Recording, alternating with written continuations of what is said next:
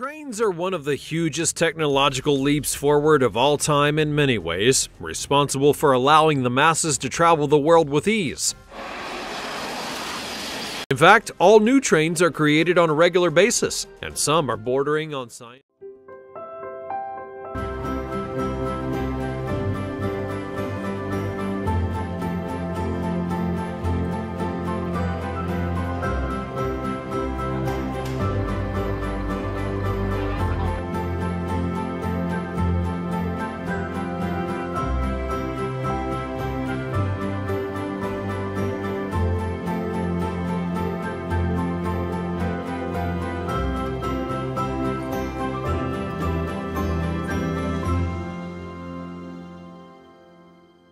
Of Hyperloop, which sounds, quite frankly, like it is the maddest idea from a science fiction film made in the 1950s and set in the year 2000. Imagine being able to travel at 750 miles per hour in passenger pods through tubes or tunnels without the need for tracks and wheels. This mind-blowing technology really does sound like the stuff of optimistic future planners, but you may be amazed to hear it already exists. Using magnets, the concept of Hyperloop is based on the same kind of idea as an air hockey table, whereby friction is reduced by the use of magnetic levitation. The Hyperloop goes further still by removing most of the air from the tunnels in which the pods travel, and this cuts friction even further, allowing the incredible high speeds to be achieved. What the ability to travel at over 700 miles per hour means in reality is that a person would be able to cover the distance between Los Angeles and San Francisco in just 40 minutes. This could revolutionize the way that people live and work,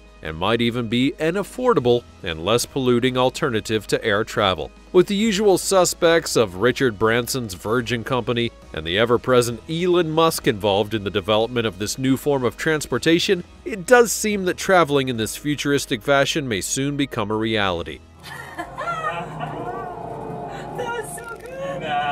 It's been in the human test run stage since November of 2020, and all signs would suggest that this is forging ahead. Meet the Monocab monorail, a revolutionary new type of train being developed in Germany, and despite being called a monorail, it's fully stabilized on a track with no need for mechanical support, making it much more like a rail train. This means that while it will slice through a town, offering all the benefits of a monorail, it's also able to facilitate the more on-demand approach of a network rail train. The whole purpose is to create significantly more dynamic public transport options for those who are living in rural communities, something that a lot of countries need. And we love this thing. It's advanced, but it's not flashy or overindulgent in any way. Its innovations are all about improving the lives of everyone who needs it, and that's what tech should be all about. Arrow is a family of high-speed trains. Yes, they look a lot like all the other high-speed trains to me as well.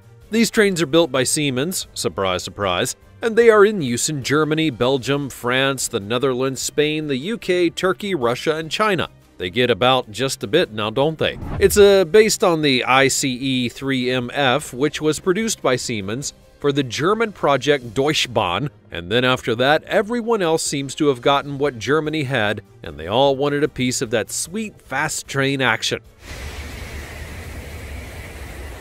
Other countries also began putting their orders in, and soon Siemens were rushed off their feet to fulfill so many train demands. It turns out that these are indeed some fast trains. In July of 2006, one of these reached what was then a world record for a railed, unmodified train of 250.8 miles per hour. So it's no wonder the whole world wanted a piece of this train, and that is about it for the Siemens Velaro. These trains are totally ubiquitous, they run in many of all the major rail works of the world, and remain a popular and reliable choice to this day. The thrill is just too much, I know. The Arosa 1000 is a high-speed train that is operated by the Italian state-run rail network Trenitalia. It's not especially weird or wonderful, but it is Italy's offering to the high-speed train selection that we have shown you thus far. The main thing that the train company itself boasts about is the super fancy schmancy first class, or as they call it, the executive class facilities. This, they say, is the height of luxury European rail travel. It's akin, they say, to traveling first class on a long-haul flight. The seats are extra comfy armchair style, so they emphasize passengers won't be sat immediately next to each other. Not the best of option for romance, perhaps, but preferable if you're a grumpy traveler who dislikes a chatterbox for a seat neighbor. The other thing that seems to be a big selling point for these extra price seats is that they can all be rotated so as to point in the direction of travel. This, for some people, is a super important thing for some reason. We have the KTX Sancheon. This is a high-speed train from South Korea. Yay! These trains were built by Hyundai Rodam, and they've been operated by Korail, the Korean Railroad Corporation, which is the national railway operator of South Korea. They have a top speed of 305 kilometers per hour, and it is the second high-speed commercial train that is operated in South Korea, but the first domestic one that was actually designed and built there as well. The KTX Sancheon has 2 traction heads and a set of articulated trailers for the passenger transport in between these 2 engines. The train has an acceleration rate of 0 to 300 kilometers per hour in 316 seconds, and its braking distance from a maximum speed is 3,300 meters. Train that is run by the Spanish National Train Service. This high-speed service has been running since 1992, when it began connecting the cities of Seville, Cordoba, and Madrid, and in the years that have followed, the connections have been spread to include many other major cities in Spain. Now they also include some international connections as well. AVE is the shortened name for the Alta Velocidad Española, or Spanish High Speed, but the name also plays on the word for bird, which is ave, you know, like avian. The Renfe Class 103 has 26 train sets that run between Madrid and Barcelona along its 621-kilometer track for high-speed rail. These trains can reach speeds of up to 310 kilometers per hour and carry up to 404 passengers, but these trains are the fastest in the country. In fact, back in 2006, a Renfe 103 class got to the top speed of 403.7 kilometers per hour, which turned out to be a national record speed for Spanish trains. The rail network in Spain has been growing and growing over the years and currently transports as many as 22.3 million passengers per year. This is a lower number than comparable railways all across other nations with high-speed networks. Train travel has not caught on in Spain in the same way that it has in places like Japan, France, or China. We have Al Barak. This is the high-speed railway service in Morocco. This railway is the 323-kilometer-long superfast line that travels between Tangier and Casablanca in Morocco in North Africa. It was named by King Mohammed VI of Morocco. He chose this name because it was like the Barak, which is a mythical creature from the tradition of Islam. I probably mispronounced that. This creature is depicted as a sort of horse with wings, and it's said to have transported the Prophet Muhammad on his journey between Mecca and Jerusalem, as well as in other stories of significance to Muslims.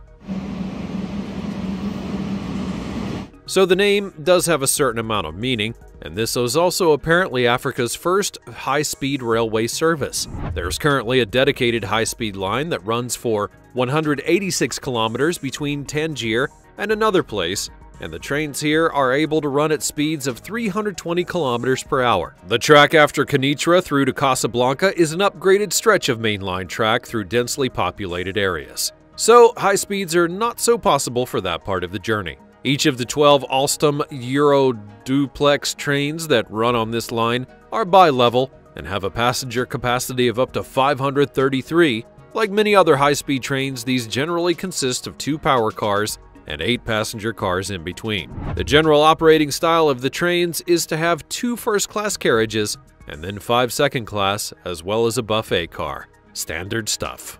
World-famous Japanese bullet train. Japan was the very first country to develop a high-speed train network, and this is how it became so well known. They were doing it first, and for a long while, they were also doing it better than everyone else. But they have been running this network since 1964, and frankly, they've been running it extremely efficiently that whole time. These days, the network runs along about 3,000 kilometers of track across the whole nation, And its current fastest train is able to travel up to 443 kilometers per hour. The Japanese railway system is famous all over the world for being incredibly efficient and extremely fast, and this is no exaggeration. The trains are not the only transportation that is well run in Japan. Basically, everything is efficient, clean, and a source of pride. But that rail network really hits it out of the park. In Japan, an emphasis is definitely placed on timekeeping skills. It is just that it is taken extremely seriously in all aspects of Japanese life. Being late is just simply not acceptable. It's a sign of disrespect if you're late, and the Japanese people value what others would think or feel because of their actions. Revolutionary stuff, at least for many of the Western nations, where it can often feel as though the clock is only a suggestion and other people's feelings are merely an inconvenience. But in Japan, people will take great pains to be punctual and never make excuses if they're late. They're humble and they accept responsibility. Back in 2018, a train departed 25 seconds earlier than its scheduled time, and it was one of the most humiliating moments in the history of the Japanese railway. They made a statement that this was truly inexcusable. I mean, just imagine if a train did that in the UK. People would likely faint with shock. Or Train Grand Vitesse is the French high-speed train. The TGV POS is one of such trains of high speed that was built by the French manufacturer Alstom. This particular train was brought into service by the French rail network SNCF in order to service the area of Paris to eastern France to southern Germany, which is where it gets the POS part of its name. Although that is in German, so I won't be pronouncing any of that, and you can thank me later. Each of these trains is made up of 8 single-deck carriages that are paired with new power cars. They feature a top speed of 199 miles per hour, and on April 3rd of 2007, a train using both cars of a TGV POS transit had managed to set a new world record speed for travel on conventional rail. This train reached unprecedented speeds of 357.2 miles per hour, and prior to this, it had only gotten up to 344.4 in February of that same year. But I don't know if there were passengers on board that were in a terrible hurry that day, or if the driver was just really keen to get home and watch the football match. The flagship high-speed railway service of Germany. It is the Intercity Express 3, otherwise known as the way cooler sounding ICE 3. It's operated primarily by Deutsche Bahn, hence the DB prefix that is also sometimes included. This train line runs on a bunch of different rail services across Germany, including the 403, 406, 407, and 408 classes, and they all go by various ICE acronyms plus numbers. It's fascinating stuff. The train sets are known as multi-system trains, and they're used extensively across Europe, but in particular in Germany. The national high-speed railway track speed in Germany is 320 kilometers per hour, but that doesn't mean the trains are unable to go higher. In trial runs, there were ICE 3 classes 403 and 406 that had managed to knock out a respectable 368 kilometers per hour. The whole Class 403 is actually the only train that is authorized to run at 330 kilometers an hour, a whole 10 kilometers per hour more than any other train on any other network in all of Germany. So they'll get you there marginally quicker than their competition. Next train may look like it's a bit of a rude word on paper, but trust me, this is a wholesome train, just like all the others. Developed by the China Railway Corporation, these Wuxing trains also go by the less risque, but much more boring generic train-sounding name of CR Series EMU. These are a bunch of different high-speed trains that can generally operate at around 350 kilometers per hour, but test runs of some of them have had them maxing out at fairly substantial 420 kilometers per hour. But I ask you, where is everyone needing to get to in such a hurry? And is it actually a good thing? This high-speed train is produced entirely within China and don't include any external rolling stock manufacturer's input whatsoever. That means that there is no licensed tech or proprietary junk. These are all Chinese homegrown trains, and it's thrilling stuff.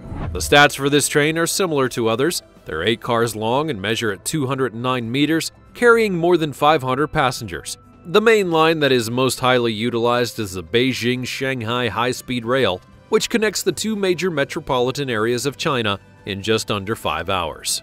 There is also a new high-speed link to Tibet that has trains that have been modified for high altitudes. The railway consists of 596 miles of track sitting above 4,000 meters, and that means that its construction, which was already tricky in such a forbidding terrain, was hampered by the freezing conditions, lack of oxygen, and the ecosystem that was quite vulnerable to disruption. At these heights, the air is 50% thinner than at sea level, meaning that there is limited oxygen and altitude sickness is a real concern. Apparently, nobody working on the railway died of altitude sickness during the construction, and that, they say, is actually a minor miracle. There are claims that the workers were so well looked after that they had hundreds of medical professionals available to support their labor, and it seems almost hard to believe, but I don't know. It has a teeny whiff of propaganda about it.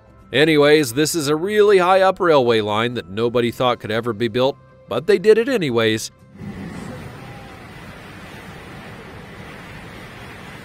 And if you ever happen to take a trip on it, the carriages of the trains are actually pressurized, just like in an airplane, and also equipped with an oxygen supply system, which is supposed to prevent the passengers from feeling too peculiar or pass out from high altitudes. The rest of the train is much like you would expect from any other modern-day railway carriage. It just happens to be really high up. Here we are, still in China, where this time we're looking at a China Railway Hexi, also known as CR Harmony.